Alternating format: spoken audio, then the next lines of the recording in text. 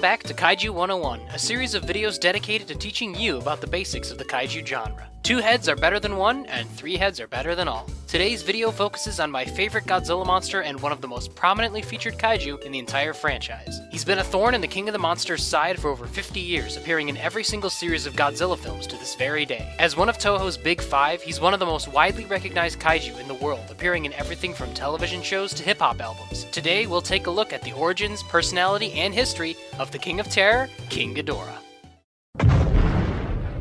King Ghidorah made his silver screen debut in 1964's Ghidorah the Three-Headed Monster. Before his arrival on Earth, Ghidorah had destroyed the alien civilization on Venus under his own power. Like Mothra, Ghidorah is not given an exact origin in the original Godzilla series. He is simply just a space monster that has the power to destroy entire civilizations. Throughout the rest of the original series, Ghidorah becomes the pawn and guard monster for a number of alien races, most prominently the Exilians from Planet X, who give the monster a numeric designation of 0. In the second Godzilla series, Ghidorah's origin is drastically altered for Godzilla vs. King Ghidorah. No longer a monster from outer space, Ghidorah is now a genetically engineered bioweapon, controlled by a group of time-traveling terrorists from the future, who plan to mutate the monster during World War II and sick it on Japan, destroying the nation and preventing it from becoming a global superpower later on. Ghidorah's original form, the Dorats, are tiny, cat-like reptiles who become fused when exposed to nuclear radiation. In an interesting bit of ancillary media from the film's novelization, it is revealed that the Dorats were engineered from DNA from the corpse of another Ghidorah found on the surface of Venus, revealing that the creature may in fact still have an extraterrestrial origin in some way. In the third movie of the Rebirth of Mothra trilogy, King Ghidorah appears and is revealed to be responsible for the Cretaceous extinction 65 million years ago. In the present time, it kidnaps humans and absorbs energy from them, leaving Mothra Leo to travel back in time and defeat the three-headed menace before it can arrive in the present and cause chaos. In Godzilla, Mothra, King Ghidorah, Giant Monsters All-Out Attack in the third series, King Ghidorah once again went through a major shift in origin, for not only was the monster no longer from outer space or the weapon of an evil organization, he was now a defender of the Earth and an ancient legendary guardian monster. Along with Baragon and Mothra, King Ghidorah was one of 3 guardian monsters who protected their homeland of Japan. Before being sealed away by fearless warriors, Ghidorah was actually an 8-headed Hydra,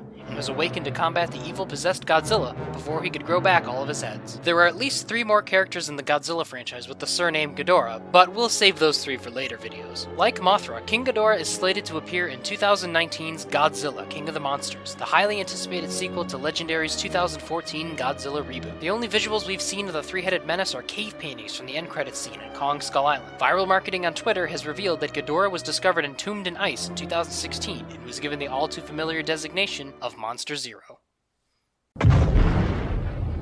King Ghidorah's basic design is pretty complex for a giant monster. As stated in his debut film's title, Ghidorah is a 3-headed golden hydra with large fan-like wings, no arms, and 2 tails. Ghidorah's heads feature some sort of horn or antler assortment. Each design has taken this concept and added small but identifiable and unique details. In the original series, Ghidorah's heads have antler-like horns with a curved crescent shape in the middle and manes of fur around each head. His mouth features fangs and the tails feature more bush-like shapes. In the second series, the manes have been removed and the horns have been shaped to look more like a row of needles. The tails are now more mace-like, with a ball ending in lots of spikes. In the third Rebirth of Mothra movie, Ghidorah is actually shown in 2 separate designs, Modern Type and Cretaceous. The Modern Type design, also known as Grand King Ghidorah, is almost like a mixture of the original and second series designs, with the antler-like horns, fangs, and crescent shapes returning on the head. The Cretaceous design is much more slimmer, giving it a more nimble and younger look. The entire design is actually pretty radically different from previous designs, with the legs becoming digitigrade, featuring more armor and knee spikes. The heads are similar to the second series designs and feature the needle-like horns and no fangs. The tail is actually one single limb that splits at the end into 2. For the third series and Ghidorah's first heroic role, the monster became more mythological in look. The wings became smaller and even full to his side like a bird. The fangs are much larger and the head features shuriken-shaped fin-like structures on the sides. The feet are much larger than any before it and are more dinosaur-like in shape than before.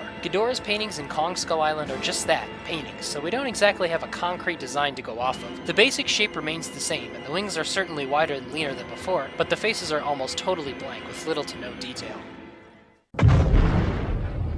King Ghidorah's character has shifted a lot from its original designation. In the first Godzilla series, Ghidorah was a seemingly mindless monster whose only motive was to cause destruction and discord wherever it went. He never really displayed much of a character and was more of a monstrous weapon or obstacle for Godzilla than a character with a concrete personality. In Godzilla vs. Gigan, the monster seemingly jokes around with the monster Gigan when they attack Godzilla, but aside from that, not much else has been showcased. The same goes for the second series, Ghidorah. Being more of a super weapon than before, its only semblance of independent thought came when our human cast destroy the future invader's control panel, causing King Ghidorah to lose control and go wild. Without masters to control it, the kaiju was pummeled by Godzilla, even losing one of its heads in the process. When it was beaten to a near pulp, it tried to flee the battlefield only to be put down by Godzilla. For the Mothra trilogy, Ghidorah displays some form of personality, as minute as it is. The creature sadistically kidnaps dozens of children and traps them inside a biological dome that it uses to siphon energy from them. In the third series, Ghidorah yet again doesn't display much of an individual character, but it nobly attacks Godzilla and tries its best to drive it off from Japan. For Ghidorah's powers and abilities, the most famous are his gravity beams, which fire from his 3 mouths in a wide and erratic display, annihilating almost anything they hit. The look of the beams has been likened to lightning, which is a popular nickname for the weapon. Aside from his gravity beams, Ghidorah can fly, cause hurricane winds with his giant fan wings, and can constrict an enemy with his long necks and tails. Ghidorah is definitely a monster with a ton of tricks up his sleeves. Ghidorah is a monster with very few weaknesses. He's usually portrayed as a boss monster, requiring multiple kaiju to team up in order to take him down. In his first film, Godzilla, Rodan, and Mothra joined together to beat the monster, although not destroying him. They only caused him to retreat into outer space. As the original series of films went on, Ghidorah became weaker and weaker, requiring less and less monsters to take him out. By his final original series appearance in Godzilla vs. Gigan, Godzilla is able to take on the monster all by himself.